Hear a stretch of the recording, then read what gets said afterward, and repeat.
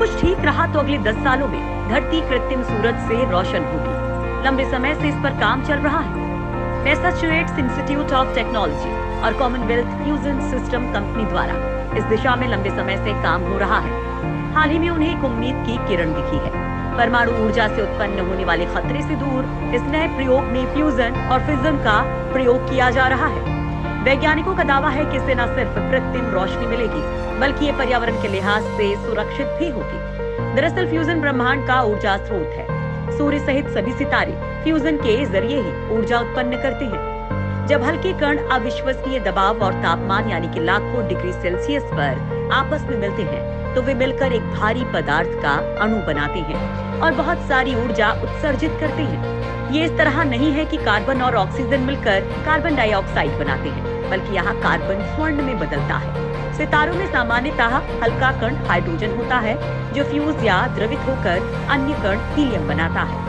यही प्रक्रिया अगर धरती पर किसी परमाणु रिएक्टर में हो तो सूर्य को किसी डब्बे में बंद करने जैसा होगा।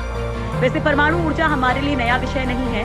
भारत में करीब 55 साल से इस पर काम चल रहा है। विश्व में 440 के करीब परमाणु संयंत्र हैं, मगर सभी संयंत्रों में फिजन यानी कि परमाणु के विखंडन से ही ऊर्जा पैदा की जाती है। इस प्रक्रिया में ऊर्जा तो प्राप्त होती है, लेकिन अनुपयोगी रेडियो एक्टिव कचरा भी बचता है जो खतरनाक होता है। यही कारण है कि परमाणु संयंत्रों में होने वाली दुर्घटनाओं के कारण बड़ा नुकसान और दूरगामी नकारात्मक प्रभाव होता है। परमाणु संयंत्रों से ऊर्जा प्राप्त करने का फायदा भी है। इसमें कार्बन फुटप्रिंट बहुत कम या नगण्य होते हैं। इससे पर्यावरण को नुकसान नहीं होता।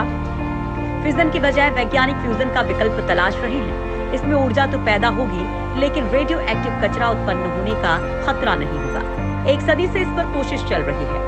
हाल ही के दिनों में मैसाचुसेट्स इंस्टीट्यूट ऑफ टेक्नोलॉजी और कॉमनवेल्थ फ्यूजन सिस्टम कंपनी द्वारा इस दिशा में किए गए प्रयासों से उम्मीद की किरण जगी है।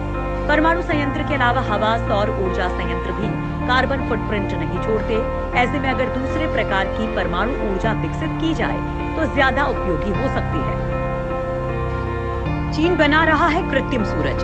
दोस्तों, चीन ने एक अलग सूर्य बनाने का दावा किया है और इसे साल के अंत तक पूरा कर लिया जाएगा। चीन ने कृत्रिम सूरज बनाया है जिसका प्रकाश असली सूर्य से 6 गुना ज्यादा होगा। चीन के वैज्ञानिक स्वच्छ ऊर्जा पैदा करने के मकसद से इस कृत्रिम सूरज को बना रहे हैं। यह असली सूरज के मुकाबले 13 गुना ज्यादा गर्म होगा। जहां असली सूरज का कोर करीब 1.50 करोड़ डिग्री सेल्सियस तक गर्म होता है, वहीं चीन का ये नया सूरज 10 करोड़ डिग्री सेल्सियस तक की गर्मी पैदा कर सकेगा। कई सालों से चली आ रही ये रिसर्च हाल ही में पूरी हुई है। कृत्रिम सूर्य के इस प्रोजेक्ट से जुड़े एक वैज्ञानिक ने एक इंटरव्यू में कहा कि इसी साल इसे अमल में लाया जा सकता है। पहले गर्म प्लाज्मा को एक जगह रखना और उसे फ्यूजन तक उसी हालात में रखने में सबसे बड़ी मुश्किल आ रही थी, लेकिन आखिर में वो इस कोशिश में कामयाब रहे। चीन के एकेडमी ऑफ साइंस से जुड़े इंस्टीट्यूट ऑफ प्लाज्मा फिजिक्स के मुताबिक कृत्रिम सूरज की टेस्टिंग जारी है। इसे experimental advance super conducting tokamak यानी ईस्ट का नाम दिया गया है। इसे बिल्कुल असली सूरज की तरह डिजाइन किया गया है। ये सौर मंडल के मध्य में स्थित किसी तारे की तरह ही ऊर्जा का भंडार उपलब्ध करवाएगा।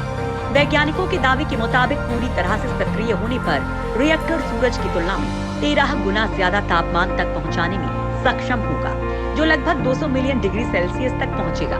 हमारे सूर्य का अधिकतम तापमान 15 मिलियन डिग्री सेल्सियस है। स्वच्छ ऊर्जा पैदा कर सकेगा कृत्रिम सूरज।